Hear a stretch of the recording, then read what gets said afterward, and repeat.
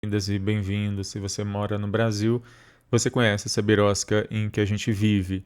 Na semana passada, eu falei sobre um caso de homofobia recreativa no ambiente do trabalho que levou a uma indenização. Pois bem, essa semana eu volto com dois outros casos, também do ambiente corporativo, do ambiente de trabalho, de empresas que também vão ser condenadas exatamente por homofobia. E é um pouco sobre explicar um pouco desses casos e da legislação envolvida, que é o episódio de hoje. Birascando esse quadro que eu faço todas as semanas, falando de questões de direito. Esse conteúdo fica disponível no meu canal do YouTube, Alexandre Bahia, e o podcast do Birasca News está disponível em várias plataformas. Se você gostar desse conteúdo, curta e compartilhe. Pois bem, eu vou falar desses dois casos, dos desdobramentos e também da parte da legislação. O primeiro caso, então, de um faxineiro que sofria assédio moral por parte do colega de trabalho.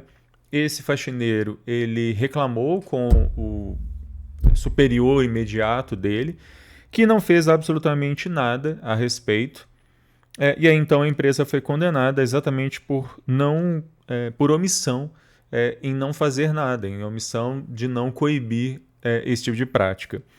No segundo caso, um trabalhador da agroindústria que também sofria discriminação por homofobia no seu local de trabalho, piadas, entre aspas, homofóbicas, e como eu falei no outro vídeo de semana passada, isso também é algo que está enquadrado como racismo, isso também está enquadrado como algo que viola a Constituição.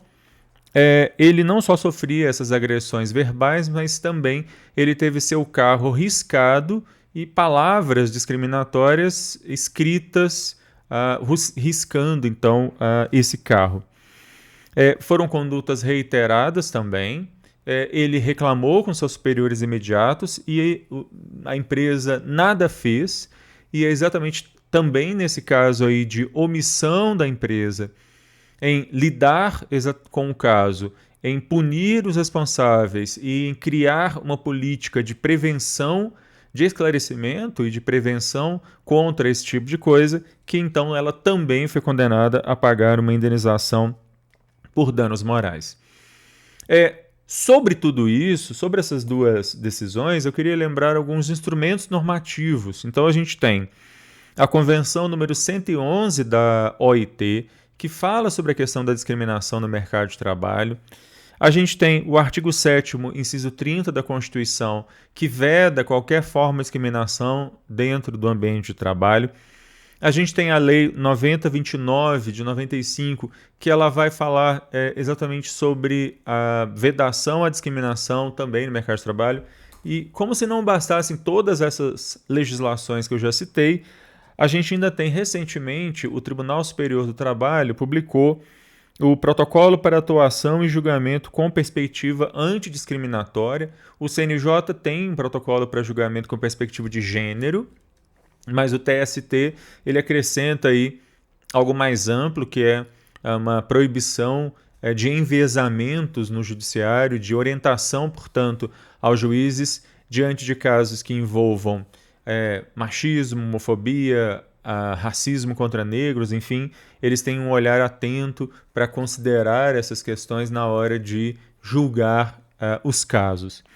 Eu queria citar dois trechos desse protocolo que eu acho que me parecem bastante interessantes para os casos que a gente está falando aqui.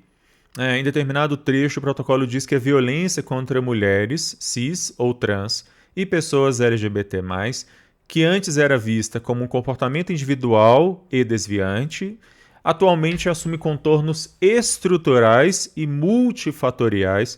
O fato de se falar aqui que é algo estrutural e multifatorial é extremamente importante para mostrar que, por exemplo, no caso da LGBT+, fobia, ela é algo que faz parte da estrutura da sociedade brasileira, é algo que precisa ser discutido e varrido da história, e que também ela tem uma série de fatores para acontecer, questões religiosas, questões de criação na família, enfim. E esses contornos estruturais e multifatoriais são solidificados por estereótipos de gênero, possuindo relação direta com a cultura da objetificação sexual de mulheres em contraposição ao ideal de masculinidade. Em outro trecho, mais especificamente sobre questões LGBT, diz o protocolo que dentro da comunidade LGBT+, a situação ainda é mais grave, e aí eles citam uma pesquisa do movimento internacional Day Against Homophobia, Transphobia e Biphobia, dizendo que 70% das mulheres LGBT já sofreram assédio sexual no mercado de trabalho. Ainda, o protocolo vai ter um item específico sobre direitos da população LGBT+ no trabalho e vai falar de várias coisas, como, por exemplo, a questão do assédio, vai falar da questão do nome social, do nome de pessoas trans, de inclusive licença para a pessoa poder fazer a cirurgia de transgenitalização, enfim. É um documento extremamente importante que transcende, na verdade, a questão do direito do trabalho. É um exemplo aí bastante interessante de como o judiciário pode dar uma resposta efetiva e desenviesar julgamentos que muitas vezes acabam reproduzindo padrões de cis-heteronormatividade, ou seja, de discriminação contra pessoas LGBT, inclusive perante o Poder Judiciário. Bom, eu vou ficando por aqui. Se você gostar desse conteúdo, curta, compartilhe. A qualquer momento eu volto falando de mais alguma questão maluca, absurda e estapafúrdia que acontece nessa birosca de país. Tchau.